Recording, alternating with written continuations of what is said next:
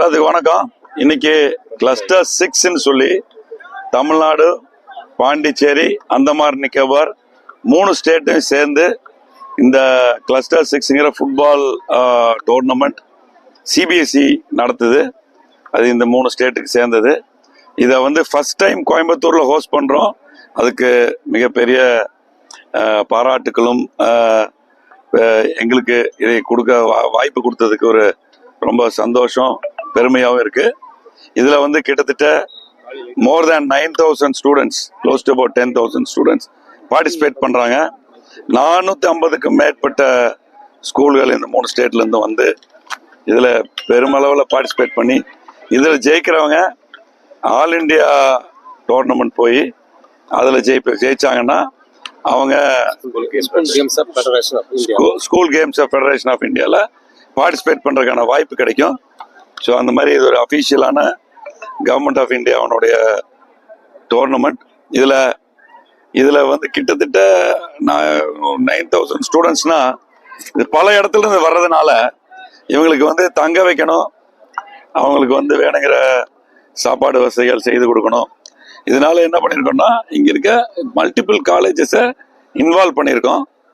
ஒன்று சக்தி குரூப், நம்ம எல்என்டி பைபாஸ்ல இருக்கிற இடத்துல ஒரு இடம், ஸ்ரீ ஈஸ்வர் காலேஜில் ஒரு இடம், இந்த மாதிரி பல நேரு காலேஜ் ஒரு இடம், இந்த மாதிரி பல இடத்த இன்வால்வ் பண்ணி அங்கேயும் ஸ்டூடெண்ட்ஸ் தங்கி அங்கே இருக்கிற ஸ்போர்ட்டிங் ஃபெசிலிட்டிஸ் யூஸ் பண்ணி நாங்கள்லாம் ஒரு டீமாக ஒர்க் பண்ணி இதை சக்ஸஸ் பண்ணுறோம்.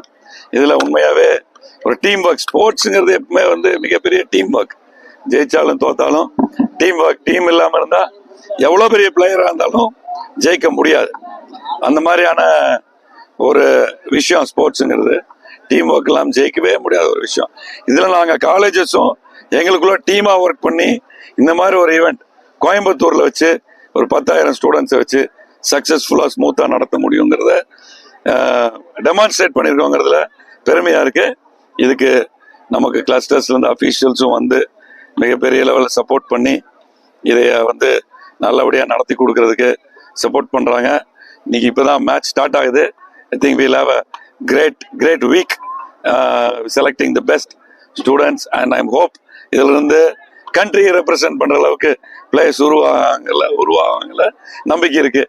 இங்கே தான் நம்ம தமிழ்நாடு டீமை கோச் பண்ணி அனுப்பிச்சோம். அந்த மாதிரி மென்மேலும் பல டீம் உருவாகும் நான் நினைக்கிறேன். கண்டிப்பாக கூடிய சீக்கிரத்தில் வேர்ல்ட் கப்பில் இந்தியா விளையாடுற அளவுக்கான டீமை இங்கிருந்து உருவாக்குவோம். இதை சொல்லிக்கிறேன். இதோட நன்றி. தேங்க்யூ.